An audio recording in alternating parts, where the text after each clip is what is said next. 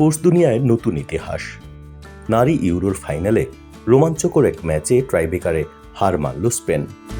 আর দ্বিতীয়বারের মতো euro champion হয়ে ট্রফি উঁচিয়ে ধরল ইংল্যান্ড। ফাইনালের উত্তেজনা ছিল টান টান। প্রথমবারের মতো নারী ইউরোর ফাইনালে উঠে ইতিহাস গড়েছিল স্পেন। শক্তিশালী ইংল্যান্ডের বিপক্ষে তারা খেলে সমানে সমান। ম্যাচের 120 মিনিট শেষে স্কোরলাইন ছিল 1-1। এরপর গড়ায় পেনাল্টি শুটআউটে, যেখানে স্বপ্ন ভাঙে স্পেনের আর উল্লাসে ফেটে পড়ে ইংল্যান্ড। প্রথমার্ধে স্পেন ছিল বেশ আক্রমণাত্মক। ম্যাচে বল দখলে তারা ছিল 65% সময়। শট নিয়েছে 22টি, যেখানে ইংল্যান্ড নেয় মাত্র 8টি। 25তম মিনিটে আর্সেনালের ফরোয়ার্ড মারিওনা কালদেন্তে গোল করে স্পেনকে এগিয়ে দেন। তবে দ্বিতীয়ার্ধে ম্যাচে ফেরে ইংল্যান্ড। 57তম মিনিটেই ক্লোই কেলির অ্যাসিস্ট থেকে হেডে গোল করেন এলিয়েসার রুশো।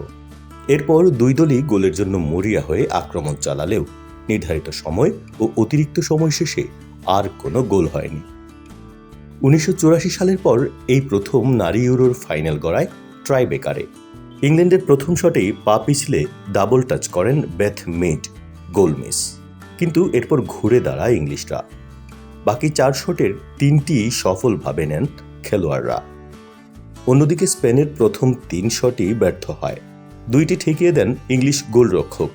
2023 সালে নারী বিশ্বকাপ জিতে নজর কেড়েছিল স্পেন। এবার ইউরো জিতে ডাবল করার স্বপ্ন ছিল তাদের, তবে সেই স্বপ্ন অধরাই থেকে গেল। অন্যদিকে ইউরোতে টানা দ্বিতীয়বার চ্যাম্পিয়ন হয়ে ইতিহাস গড়ল ইংল্যান্ড।